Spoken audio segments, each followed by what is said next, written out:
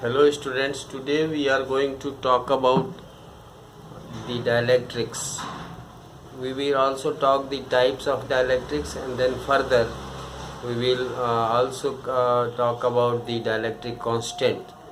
So let us start today students. We are talking about some new type of substance. We have already discussed conductors. In conductors what we have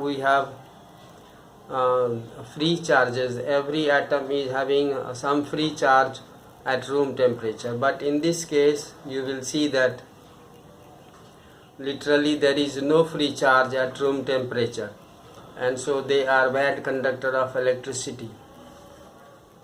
Now in this case what you see is that we have two type of dielectrics. One is polar dielectric and another is non-polar dielectric. When we talk about polar dielectric, what is dielectric? You see that dielectrics are substances having nearly no free charge carrier at room temperature. They do not conduct electricity, but they do allow the propagation of electric effects through it. For example, mica and wax. What we mean by propagation of electric effects is, we shall be very shortly understanding when we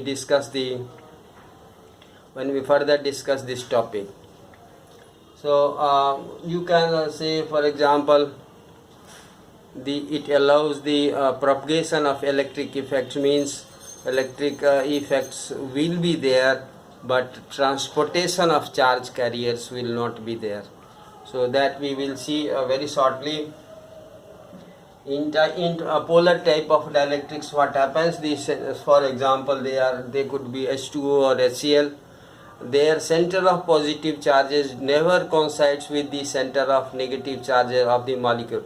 What do you mean by center of positive or negative charges? Say, for example, if we see that, if we talk about, say, hydrogen H2O, and what you see that we have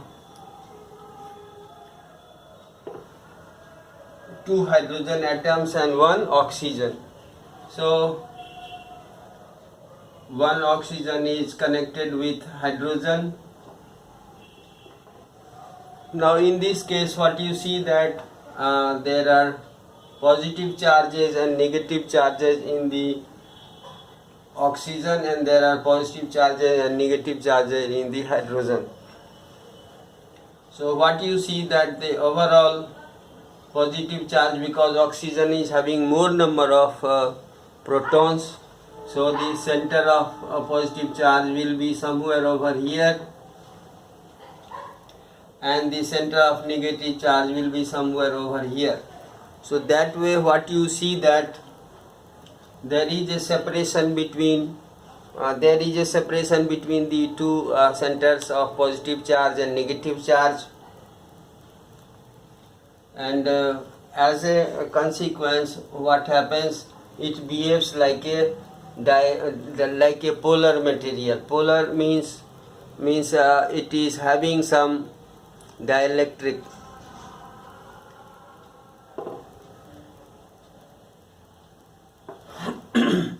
Sorry. So there exists a permanent gap between the center of two opposite charges of the polar dielectrics, and it possesses permanent electric dipole moment, because you know the two center of two positive charge and separate negative charge are separated by a small distance. So that behaves like an electric dipole, and therefore hence the name polar dielectrics. You see, in this case it is not required that the polar dielectric is placed in external electric field. Even if it is not placed in external electric field, you will always have a permanent dipole moment associated with the polar dielectric, because there is a permanent separation between the center of positive charge and center of negative charge of the dielectric substance, dielectric material molecules. So there is a permanent electric dipole moment possessed by a polar dielectric. material. In case of non-polar dielectric material, it means that when we have left something in polar dielectrics, even if the polar dielectric is placed in some external electric field, this separation of center of positive charge and negative charge is further increased, and as a result the electric dipole moment is further strengthened and it becomes stronger. So if it is not in electric field, there exists some delayed dipole moment, and if it is placed in external electric field, that dipole moment is further strengthened, because the separation between center and positive charge and center of negative charge are further increased. Now we talk about non-polar dielectrics. If we have, say for example, they are benzene or methane. In this case, the center of positive charge of the atom or molecules of such material are completely coinciding with the center of negative charge of the molecule, and therefore they do not possess any dipole moment, and their dipole moment is zero while it is not placed in external electric field. Once you place it in external electric field, then there will be developed a separation between center of positive charge and center of negative charge of the non-polar dielectric material, because of the influence of the external electric field. You see, say for example, we are talking about a material which is non-polar and placed in external electric field. What happens? The center of positive charges of each molecule will be separated from the center of negative charge of the same molecule, because under the influence of external electric field. And so that way each molecule will start behaving like an electric dipole. Now as these molecules are placed very close to each other, we are not showing it over here in the diagram as nicely, but you can imagine very well that the molecules are closely placed, and under the influence of external electric field it develops dielectric within each molecule, and due to the separation of center of positive charge and negative charge, this happens only when it is placed in the external electric field, which is strong enough to do so. And now we can visualize that since the molecules are placed close to each other, the negative center of negative charges of one molecule coincides with the center of positive charge of the neighboring molecule, because they are very close to each other. So as a result, what you can see is that they summarily cancel the effect of each other, except that the last layer of negative charge is unpaired and the last layer of positive charge is unpaired.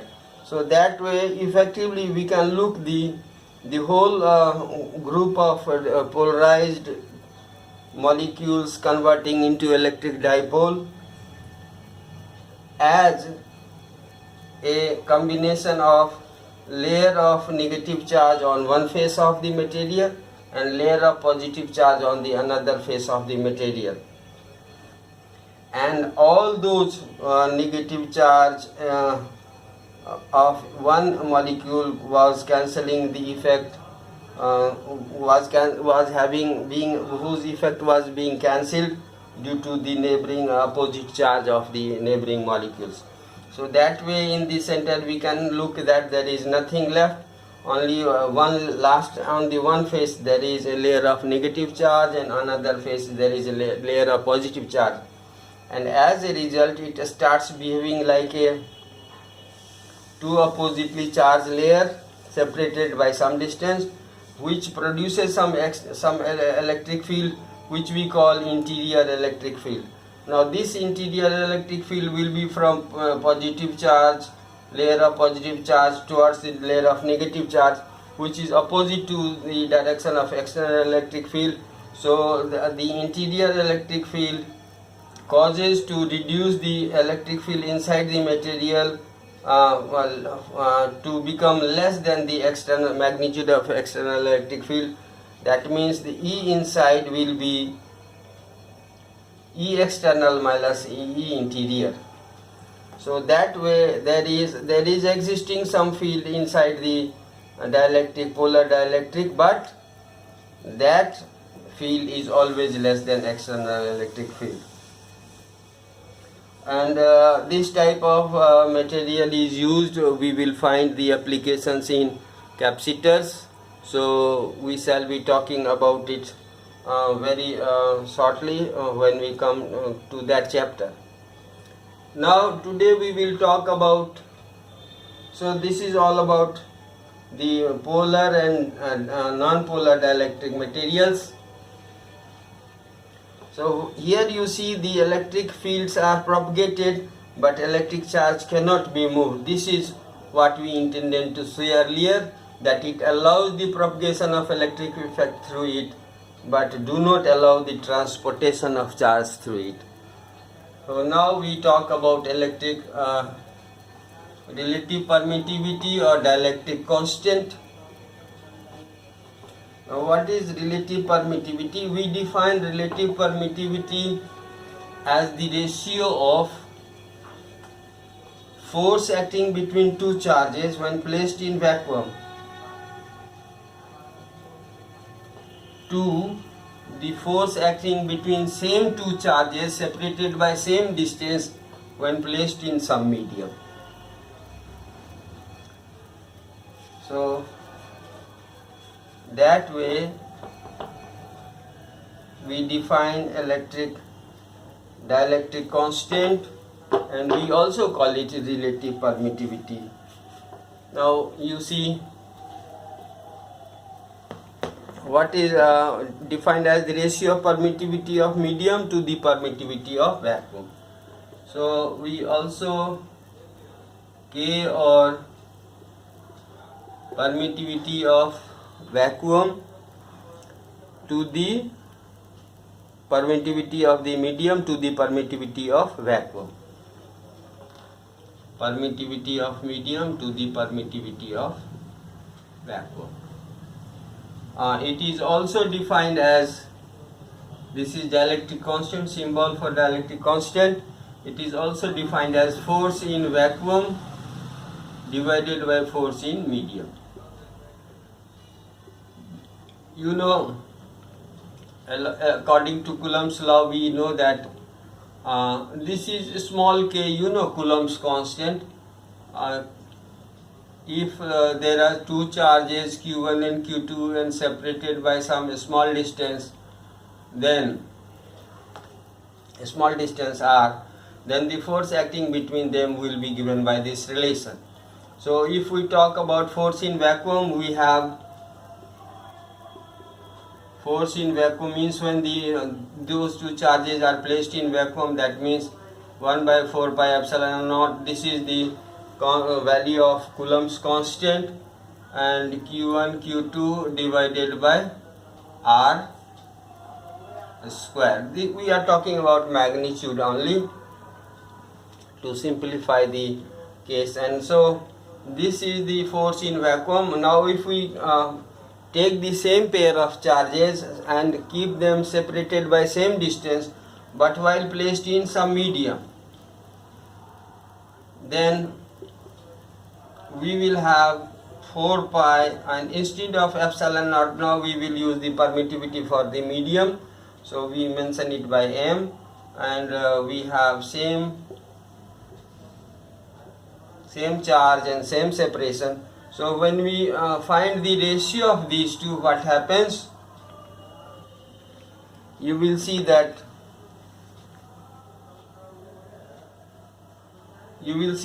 the Q1 Q2 by R square are common in both the expressions. 1 by 4 pi epsilon are common in both the expressions, so it becomes equal to 1 by epsilon naught divided by 1 by epsilon m, and so that becomes epsilon m by epsilon naught. So therefore we have permittivity or relative permittivity or dielectric constant, both are having the same meaning, equal to, by the fundamental definition, force in vacuum by force in medium, and that we found to be equal to epsilon m by epsilon r. So you can also write epsilon r into epsilon naught is equal to epsilon. We also write simply epsilon or epsilon m. So this is the expression for relative permittivity, and the basic definition for permittivity, dielectric constant or relative permittivity of a dielectric material. Now you will always see that therefore you can also write that force in vacuum is equal to k times the force in medium.